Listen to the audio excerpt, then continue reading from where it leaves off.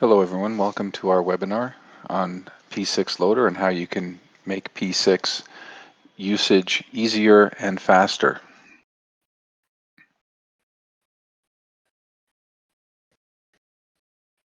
My name's Ian Nicholson.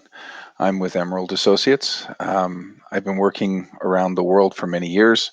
I'm based in Calgary, Canada, and I'm the VP of Solutions of Emerald Associates. Joining me tonight is Sue Hopkins. Sue is one of our implementation specialists, also very experienced. Sue's based in Wyoming, and she's going to be doing all the demo work this evening. So one of the things that we hear from people when we talk to them about P6 is that although they love P6 as a tool, they find it quite challenging to use. And the reason, or there's a number of reasons for that. Primarily, it's very difficult to get information in and out of the system other than sitting down and manually typing things in.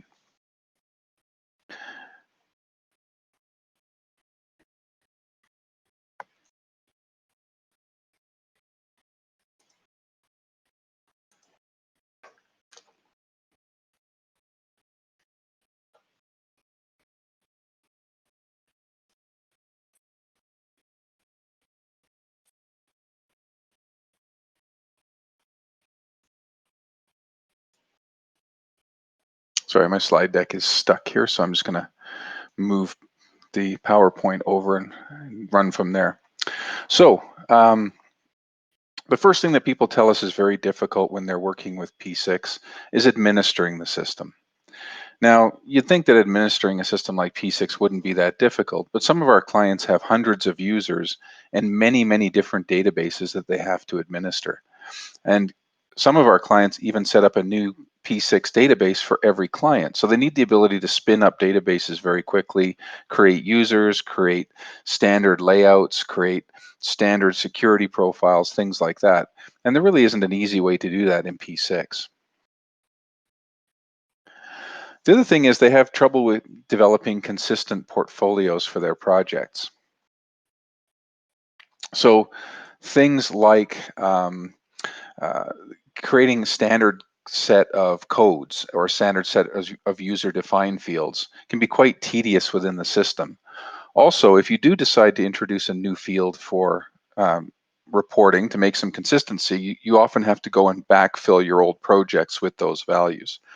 And people find that very difficult and tedious to do. The next thing is getting the larger project team engaged with P6. Although P6 is a tool that those of us who use it find very easy, the reality is that for many people, P6 is kind of intimidating, and the learning curve can be quite steep. So for a lot of people, they don't want to work in P6, and so you get a lot of resistance from the project team in working in P6. And the way that P6-Loader helps get around that is that P6-Loader allows people to work in Excel and still update their schedules and review the data and things like that without actually having to become P6 experts. They have trouble developing projects. Oftentimes, creating a project in P6 requires a lot of manual data entry. You've got to create the code dictionaries, you've got to input the activities, you've got to put the logic in, then you've got to assign the codes and the resources and everything else. It would be so much easier if we could just take all of that and make a standard template that we could manipulate in Excel to size up or size down, and then just load that into P6. Similarly, if we have sort of a standard process that we follow, it would be a whole lot easier if we could just load all of that into P6. The next thing is data integration. Inevitably, what will happen is after people use P6 for a couple of years, they get frustrated with the amount of double entry that's going on. They're getting their costs from their accounting system, and they're getting their work orders from their asset management system. And maybe there's a timesheet collection system in there, and maybe there's an earned value management system that they're using, and they're double, triple, or quadrupling entering the same information into all of these different systems. Now, wouldn't it be so much easier if we could just load all of that stuff up? Now, one of the things that P6-Loader is really good at is taking information from other systems. We bring it into Excel because let's face it, every tool in the world will talk to Excel either by making Excel files or by making flat files like comma separated value files that can be read into Excel. We run a little macro in Excel and it's in the right format. We load it into P6 and we're done. So that sounds great. How does it all work? Well, the way that P6-Loader works, first of all, is we have different options as to how it can be loaded onto your system. The first one is it can be on-prem. So if your P6 and your Excel are both sitting in your company, within your company firewall, P6-Loader can be installed on premise. We can also have a hybrid model where maybe P6 is within the company and Excel is in the company, but your IT department really doesn't want to deal with adding another package, so we can put P6-Loader in the cloud. Or we can put P6-Loader on premise and have P6 in the cloud. So we have all kinds of different options as to how the system can be configured. We even have a version of P6-Loader for clients who have high security requirements, where they have computer systems that have no access at all to the internet. So in this case, everything is installed in a high security system. Nothing ever goes out to the internet world because of security concerns, and P6-Loader can work within that environment as well.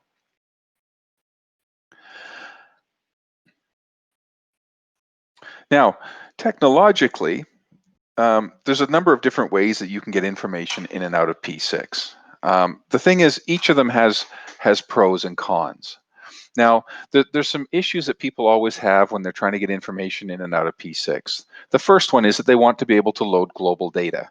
So not just project data, but they want to be able to load things like users and security profiles and EPS, OBS, all those high-level structures that sit within P6. They want to make sure that the users can't do anything that they're not supposed to do in P6. So we want to make sure that the P6 security model is respected. They want data to be validated. So when data comes in, they want the P6 system to make sure the data is valid and tell them if it's not valid. We had a client one time who had their entire system crashed because an engineering company, trying to be helpful, had manipulated an XCR manually, and they misspelled the word global on a definition of an activity code, and it brought the entire database down. And it actually took us about close to a day to figure out what was going on and what was causing the problem. So it's important that when you're bringing stuff into the system, it's getting validated. If there's a problem, you want Oracle to support you. And Oracle has been very clear. They will only support integrations with P6 that use either web services or APIs. Any other way of integrating, they will not support. You want to be able to do selective extraction. So you don't necessarily want to have to take everything out just so you can manipulate a couple of fields. You want to be able to say, I want to take out just a little bit of information, manipulate that little bit of information, and load it back up again. The other thing is you want to be able to work with more than one project at a time. So it's very frustrating when you need to, say, create cross-project relationships and you can't do it because your export-import process only will do one project at a time. So of the different options out there, there's P6-Loader, there's XCR tools, there's the built-in P6 XML import-export process, there's the old SDK tool that Primavera used to make available, and then there's the P6 XL import. And all of those, with the exception of P6-Loader, have limitations. The XCR tools only do project information, although they will do multiple projects and they will work with cross-project links. If you manipulate any of the data within those tools, Oracle will not support you, and none of the data is validated. So it'll import anything you give it, but that may, as I talked about in the example earlier, bring your entire database down. The P6 XML import works reasonably well in that it does validate the data and it is supported by Oracle, but it only works on one project at a time. So if you have cross-project links, it doesn't work. Or if you want to bring global data in, it doesn't work. The old SDK was actually the most flexible, although it's no longer supported by Oracle, and there's no security on it. You basically have to be a super user to be able to use it, which means you can do anything you want. And finally, the P6 Excel import is very limited, although it does validate the data and it is supported by Oracle, and it lets you selectively decide what you want to extract. It only does one project at a time. And again, it doesn't support P6 security or do anything outside of the project. So P6-Loader is kind of the only option out there that does all of those things. Now, P6-Loader has a number of different subject areas. There's global data that you can manipulate. There's resources and roles. There's project and activity information. And we also added a number of utilities to make it easier to manage your P6 system. Now, we're always changing P6-Loader, so we're always improving it. So in version 6, we added things like usage sheets, that will let you understand where codes and calendars and things are being used. We have roles and resources. We've added utilities to do things like run job services. You can access all of your project information, including team member and unifier configuration. You've got all of the information around your activities. And then in version 7, we added some more items. So we added the ability to do calendar roll downs. We added the ability to move layouts from one database to another. So if you've got layouts or reports that someone's created in one database, you can take them and move them to another database and they'll still work. Although there is an import-export functionality in P6 for that, it doesn't work because if anything's different in the other database, your reports just all break. We have the ability to move template projects around, which have been added. So we have lots of different capabilities, and Sue's going to show you some of those as we go through. So the first thing that we do when we're working within the system is we want to extract information. So we can have global topics, we can have topics about users, we can have topics about projects. So user topics would be user security profiles, usernames, OBS. The global topics would be things like EPS, any of your global codes or calendars that you're working with. Project topics would be things like project level activity codes, activities, resource assignments, logic, all that sort of thing. Now, when you extract your projects, you can extract one project or many projects. You can extract baselines and update baselines if you want. You can extract resources and expense assignments. All of those things can be extracted as part of the project extract process. Once you've got it downloaded, you can manipulate the data any way you want, either manually or by running macros. You can bring information in from other systems, and then you can load everything back up to P6 and you're done. Now, in our process, we can work with Primavera's APIs or we can work with Primavera's web services. So as I said before, it doesn't matter whether you are in the cloud, on the Primavera SaaS, whether you're on-prem, we can support all those different system configurations. So without further ado, I'm going to hand this over to Sue, and she can show us how the system works, and then I'll come back and just talk about some of our success stories. Sue?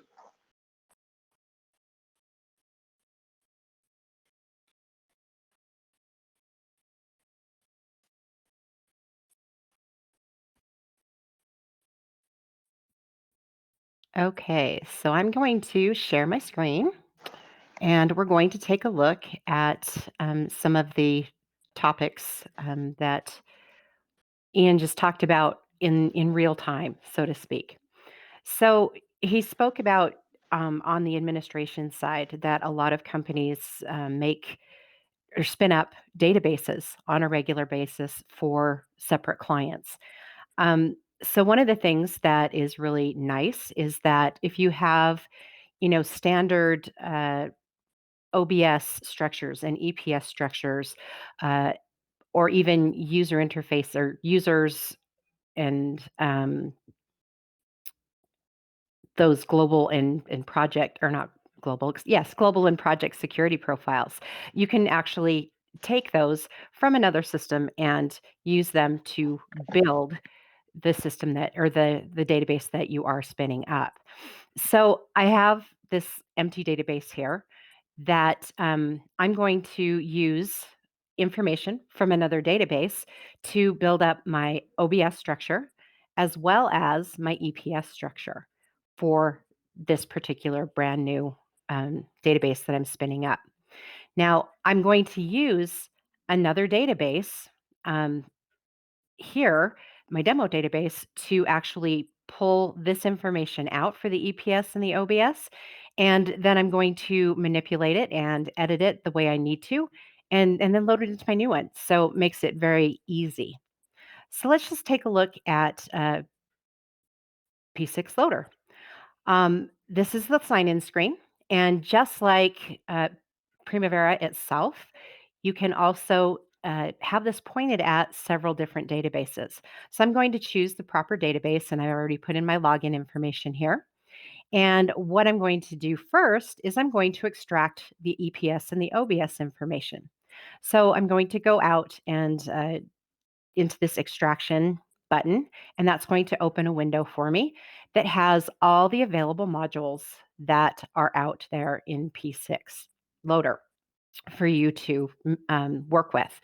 Now, it P6-Loader respects the security that is set up within P6, and because we use the API, it will respect that security. So if I had people who did not have access to user information, they aren't going to be able to see this information. They aren't going to manipulate, be able to extract. They're not going to be able to edit or create new of anything that they don't actually have access to do within P6 itself.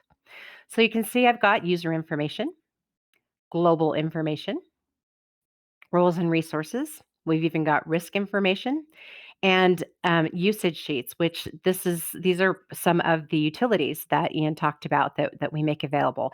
These actually go out and tell you where this global data is being used so that you can determine whether you can clean it up or not. So it's a very nice tool for cleaning up a database. We also have project information as well as activity information. Now, if I am extracting out information that has to do with the project, so something that is not global, what I would do is I would need to, of course, identify the project I want to bring the information out for. So what I would do is, you can see I've got this little bar down here that says projects. So I can open that up, and it's going to essentially give me my entire uh, EPS structure. And if I start drilling down, then I can see the individual projects. Now, I can select an entire EPS just by selecting that check mark right next to it. Or maybe I just want a few things from that EPS, and then I can take off those items. So I could do many, or if I wanted to just go to one, I could just select the one. Now, for EPS and OBS, I don't need a project because that is actually, of course, global information.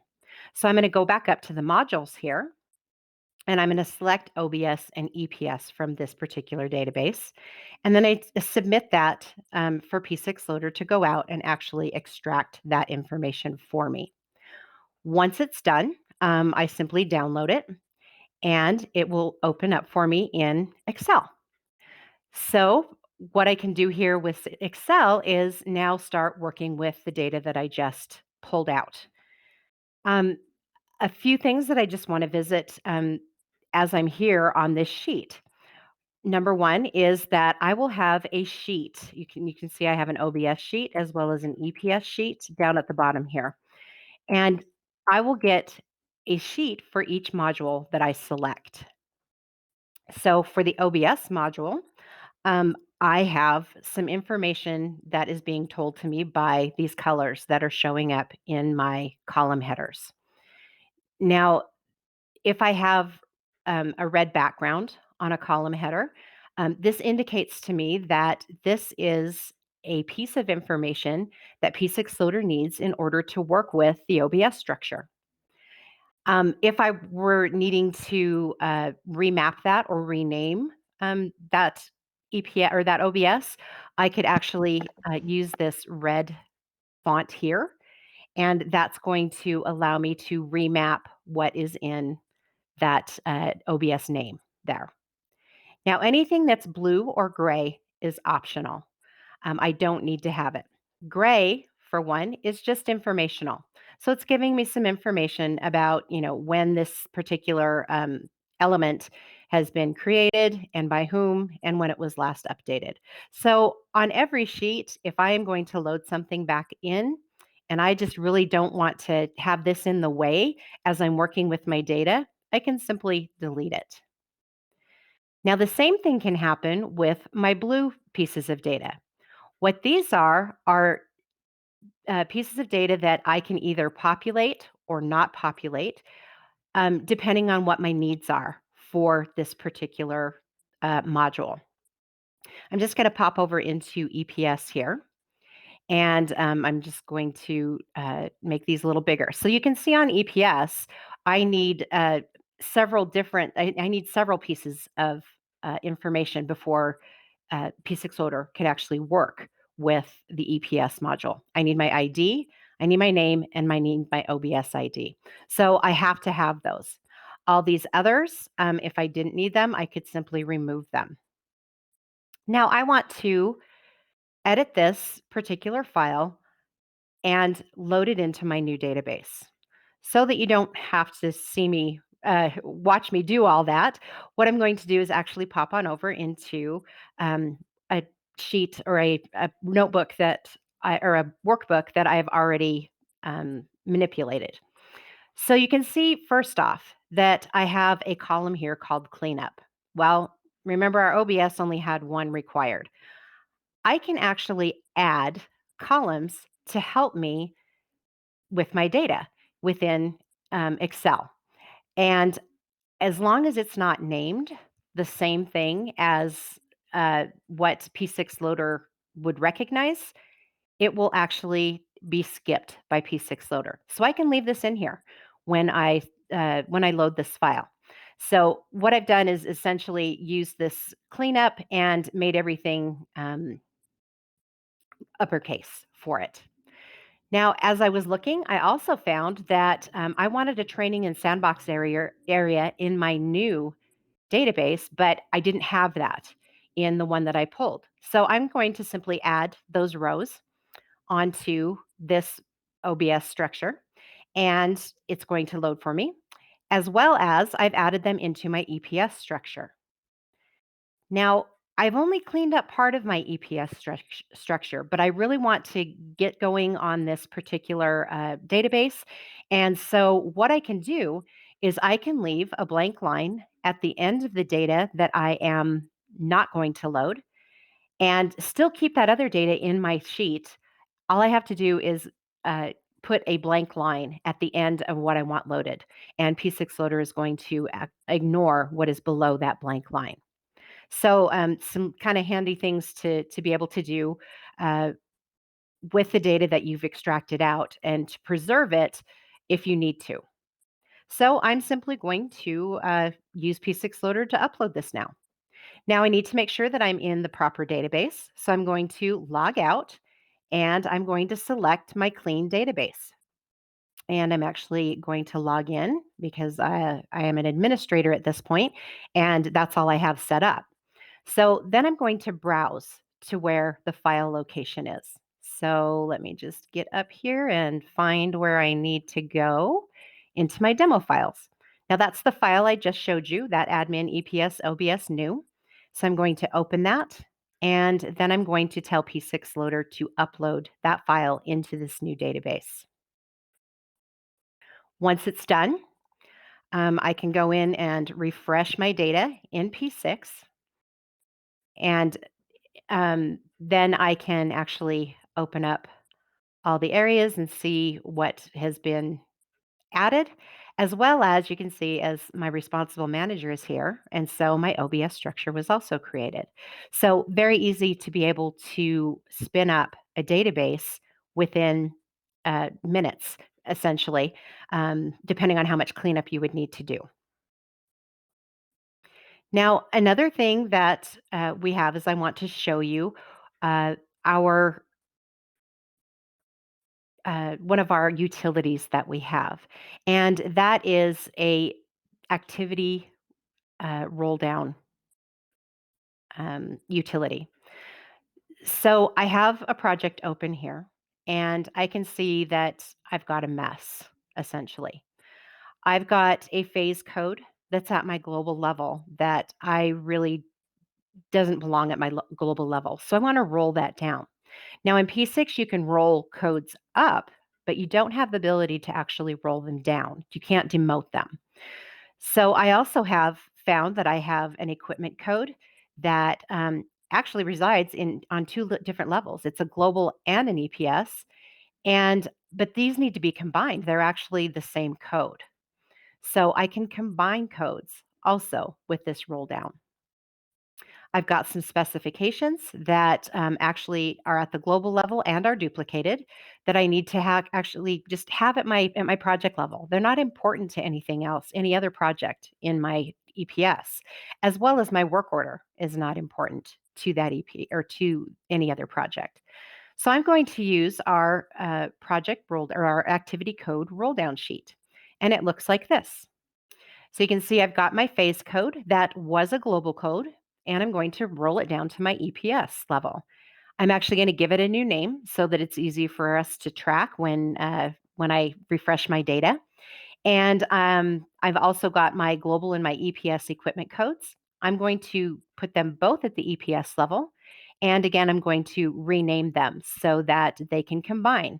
I've put the same name on both of them. I also have denoted which EPS IDs I want these to be associated with. Now, with my specifications, I have named them the same and said I want that to be at the project level. And my work order, I am moving to my project level and I'm giving it my project ID here. This last column is telling P6-Loader what I want to do with this particular code once it's been rolled down.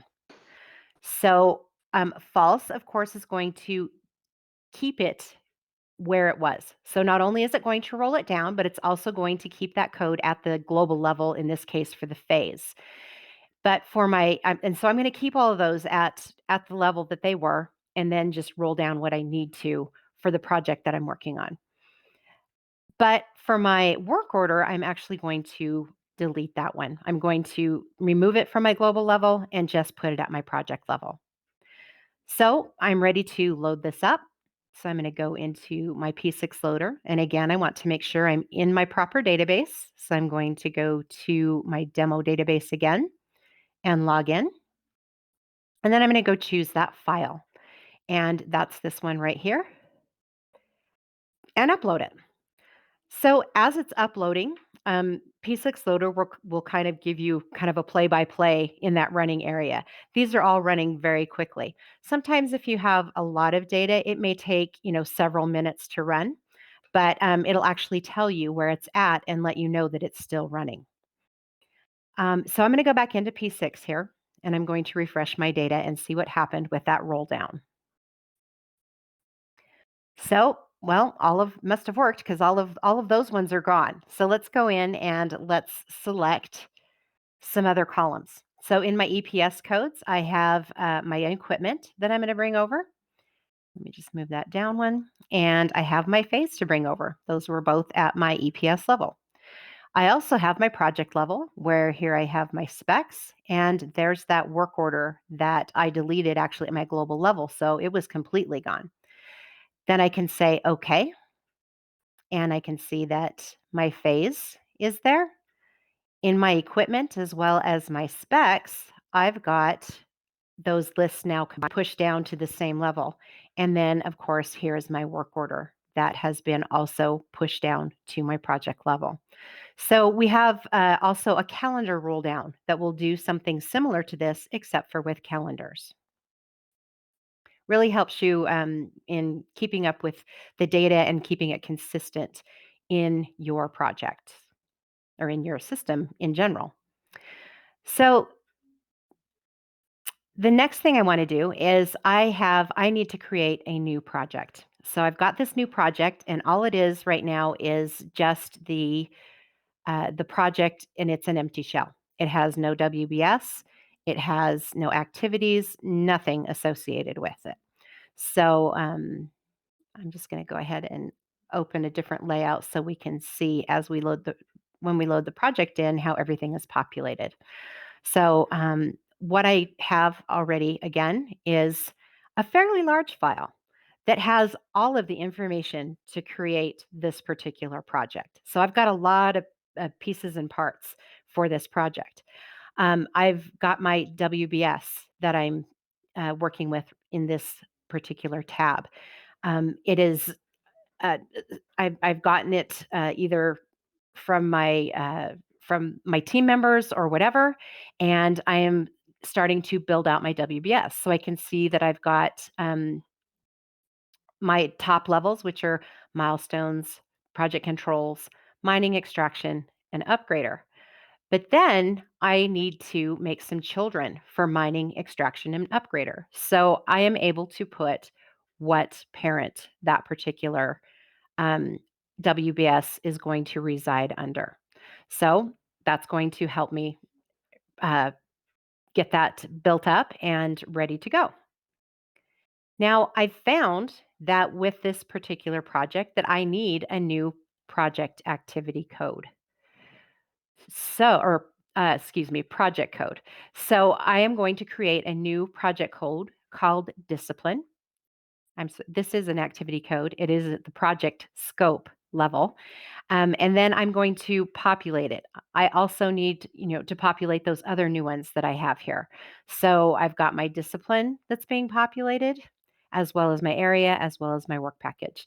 And those are all going to be populated with a dictionary.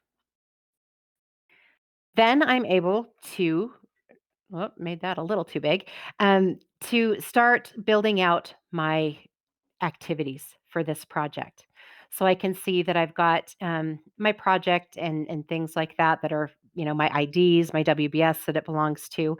But I'm also using some of the functionality of Excel to help me build my name. So as you can see, when I click in this name here, I am actually using a concatenation of several different columns. So I've got this column called title, which is not a usual column in my activity, but I can put that in there, and P6-Loader is going to ignore it. I'm also using my area as well as my work package to build out that particular name. Now I can also add codes as I'm going along at each level. So at project levels, WBS levels, activities. So you can see I've got my area, my work packages, my disciplines. I'm assigning all of those in here when I'm creating my activity. I also have some expenses that I need to assign to several activities. So I'm going to go ahead and assign some cost accounts to those and put some information about those expenses in there. Along with those cost accounts, I actually need to build out a new cost account structure. So I've got my cost account structure that is ready to load in, and again, it's got hierarchy to it, and so I'm able to load it in even with hierarchy. I've got some activities that require steps, and again, such an easy thing. If you have several activities that require the same steps, I can simply copy the first set of steps, and then I can take that particular activity ID and I can put it into where it needs to go. And so I can use again that functionality of Excel to help me out. Now, for one of my resources that I am going to be adding, I need a resource calendar created for them. Now, calendars a lot of the time are not a huge problem. But when you have something like a rotating calendar, this is a 10 on and 4 off calendar, and it's rotating. So it makes it really hard to define this calendar when you're working in P6 itself because you're having to click the boxes and make sure that they're highlighted right and count correctly and things like that. So again, I can create this. This is the calendar, and then I have a second sheet that's going to define the workday and days of the week. And then I can use the functionality again from Excel to count out my 4 days off and then my 10 days on. So I'm using a formula to calculate that for me. Makes it much easier to do those rotating type of things where you're having to count dates and applying non-work and work days to them. I need a new resource type called contractor. And I'm going to, of course, load a dictionary with that. I'm also going to create resources for this project. And you can see here that I am actually assigning that new calendar to some of my resources, as well as, again, assigning codes to the resources. Well, now that I've got resources, I need to assign those resources to each one of my activities that they belong on. So I have a resource assignment area. And then I can actually start doing some planning on my resources. So I've got that ability to actually put that in at the same time. Then I'm going to build out my relationships or my logic. So I have my predecessors and my successors all lined up, including lag if it's needed. And so I'm essentially ready to load this entire project along with resources, new activity codes, and cost accounts, etc., for this particular project. So I'm going to go into P6-Loader and let's do it. I'm going to get that new project there, and then I'm going to upload.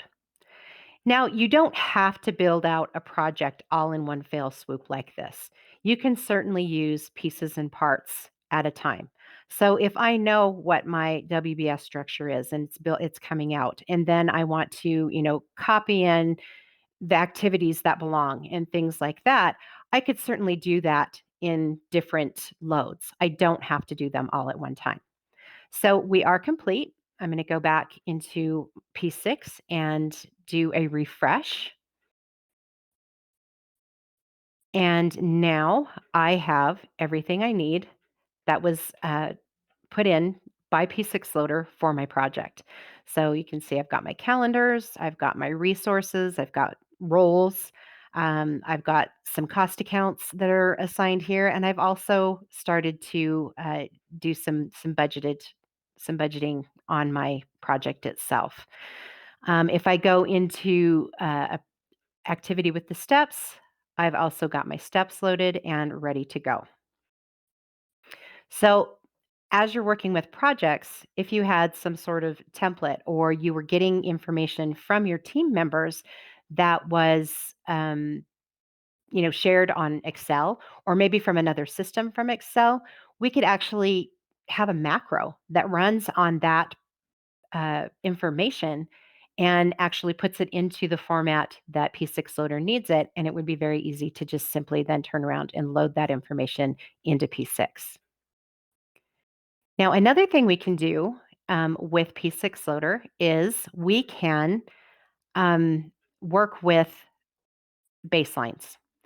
Now, baselines can sometimes be a problem with P6 because if you need to manipulate any data in there, you actually have to either use the tool for changing a baseline, which I find a little unpredictable when I have used it, and so I don't really trust it as much as maybe people who use it all the time. But I just find that it's unpredictable for me. So what I have, or I guess the other way that you could do it is you could detach that baseline. You could make it a project. You could manipulate it and then reattach it. Well, with P6-Loader, you can actually manipulate that baseline without detaching it and without going through kind of that questionable um, uh, baseline updater.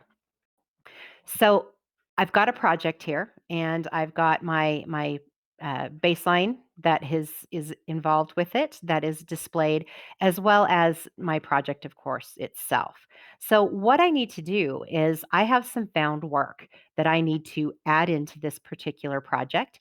And I'm actually going to make it TA 1530 here. So I've got 15, I like, let me click off so it'll bring those back for me. Yeah, it's not going to. There we go. So I have 1520 and 1540. I'm going to add a 1530 into both the project and the baseline. And then I need to shift around some costs within my project itself. I'm not changing anything. I just need to shift around some costs that I have been told need to be kind of reallocated. So what I would do is I would go out and I would pull out both the baseline and the project for this. Once I did that, I would have a sheet that would look similar to this. So you can see that I can tell which is my baseline one um, in my project, and I've deleted everything else for my project itself because that I didn't need it. So the two on top here, I'm actually adding in that found work. So I have 1530 that is being added to both my project as well as my baseline without any costs, of course. Now, I also found that I needed to switch around and reallocate some costs on and units, of course, on my a couple of other activities. So I've used again the functionality in Excel to help me out. I have taken the original that I pulled out, the original amount, added, put the debit and credit, so to speak, on at those two activities, and I've used again a function to calculate that. I've done the same with my units, and again, I've also done that for these other two here. So I'm just essentially shifting um, units and costs around with that. So I don't have to load all the rest of this up again. All I need to do is my changes. So what I can do is I can actually go out and I can do a filter, and I can say, give me everything that doesn't have a um, a color on it, and then I want to bring everything back again, and then I'm only going to load what I need to. So I'd save this and then actually load it in with P6-Loader, and it's going to go out and change my baseline and my activity or my project for me. So let's go out and let's upload that baseline changes. And oh, looks like I've had a problem. So it's going to tell you if you do have a problem with your uh, load, and I can go into details. And details is going to tell me that it looks like I have an invalid project. So I'm going to go back into P6 and oh, it looks like I don't have a star. Oh, that's it. I have a star in front of those, don't I? So I'm going to go back into P6 or into my spreadsheet, and I'm going to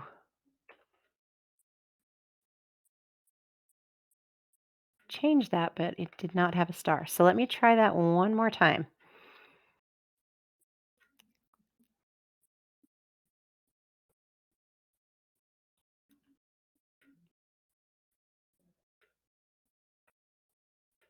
Okay, it does not like it. And it's telling me that I don't have a project. So you can tell it's giving me on row one of my baseline project. It's telling me that I have an error processing that. So let me go check my baseline. I was actually looking at the wrong one here. So I don't need, I believe, this star. So kind of nice. It's actually giving me the information that I need to kind of troubleshoot. So I'm going to try that again. And if it doesn't work this time, I'm gonna have to I don't wanna nope, I don't wanna spend any more time trying to troubleshoot this at this point, but essentially what would happen whoop, wrong place, is that I would have come in and I would have, been able to refresh. I would have seen oh, and it's there. I think it is there. There it is, yes. So it did work. It for some reason, P6-Loader was not telling me it did. So I've got that, uh new one there, and, but it doesn't look like I had my debits and credits, bring in. But it would come in and you would be able to see that I had, the debits and credits and they would not match. So I apologize for that, but I don't want to take up time troubleshooting my load there. Um, so the last thing, I want to show you is updating using P6-Loader. So I've got 2 projects um, that have been planned, and I'm going to open those up, and they're really simple projects. I don't need to have anything fancy on them, but I am going to open a different layout, and we can see that I have things that need to be, undone here, and I am so sorry. Okay, so I'm just gonna take some progress off of these so that we can see how it works here. What I'm gonna be able to do with these is I am going to be able to um, put in different time periods of my for my updates. So for my resources, I'm going to be able to show that I have different. Whoop, not what I want to do. That I am able to put them in different buckets when I update my project. So let me just do this really quick. All right. So now nothing is updated. So what I could do is I could pull out these projects, both of them, with P6-Loader, and I could send them out to whomever is going to do my updating. I could narrow it down to the activities that only that person needs to give me progress on, and then they could send it back to me. So what I would do is I have my project here. This is my project tab. And the only thing I need to do on my projects is essentially update the data date on that. So I'm going to go ahead and set that here. On my activities, now I've got a place where I'm saying what kind of progress has happened to these particular activities. I have both of my start milestones are started and completed um, for this time period. I've also got a activity in progress for my first project as well as my second project. And they're giving me an actual start date as well as the percent complete on that particular activity.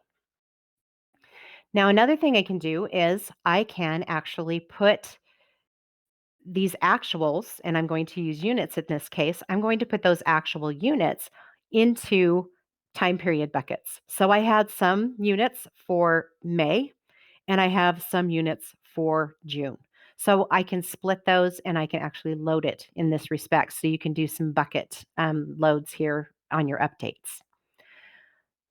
So I'm going to go out and choose that file.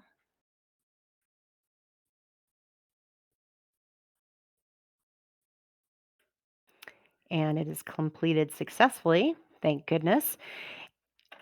I can refresh. And now I can see that my progress has come in. If I click on one of my um, items here and I add in my financial periods, let's see, that was units and units here. I'll see that I do have the units that I spelled out in each time period. And let me go over to okay. So they've come in and they've come in through my actual units here also. So I can bucket uh, both in planning as well as updating in my projects. So with that, I'm kind of taking up my fair share of this time. So I'm going to turn it back over to Ian so that he can wrap it up for us.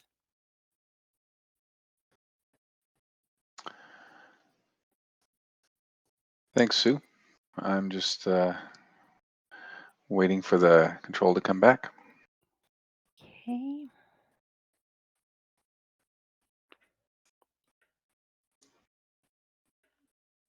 There we go.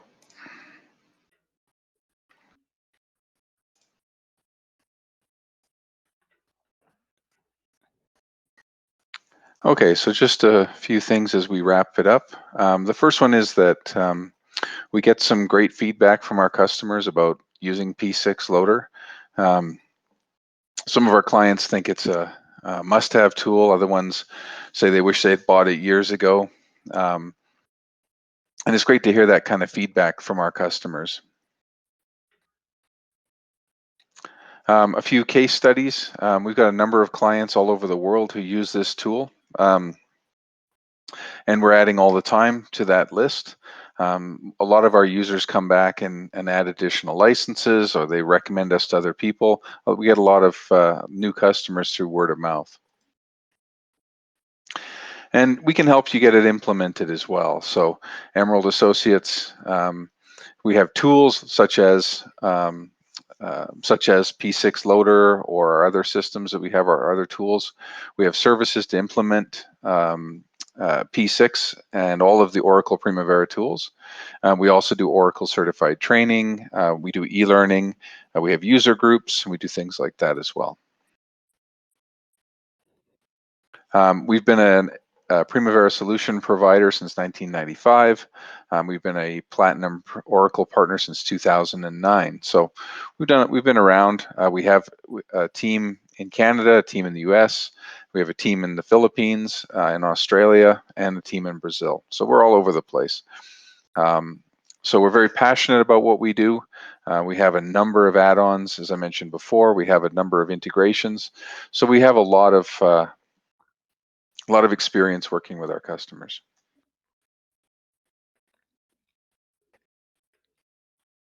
So at this point, I'll open it up to any questions that anyone happens to have. Feel free to put your questions into the chat. If you have specific questions about how P6-Loader works, or questions about how you can apply P6-Loader, feel free to ask.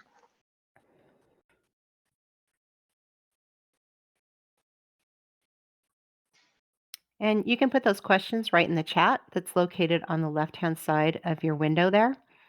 Just click on it and it will allow you to type.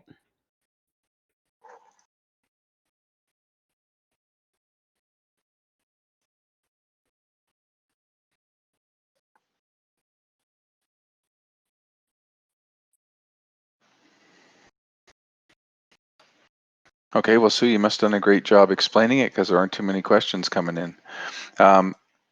So if you do have any questions, if you come up with any questions, feel free to reach out to us. Our contact information is available on the screen.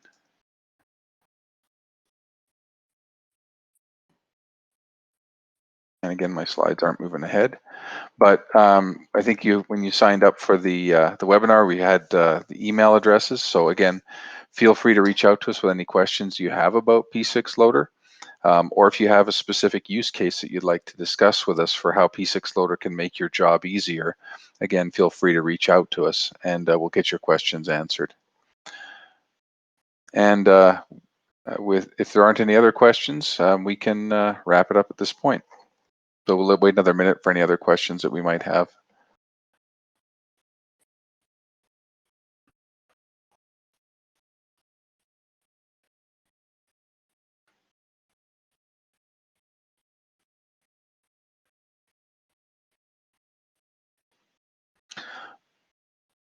All right, well, we'd like to thank everyone for attending the session this evening, and I hope you have a good evening or good day, whatever part of the world that you're in, and thanks for attending.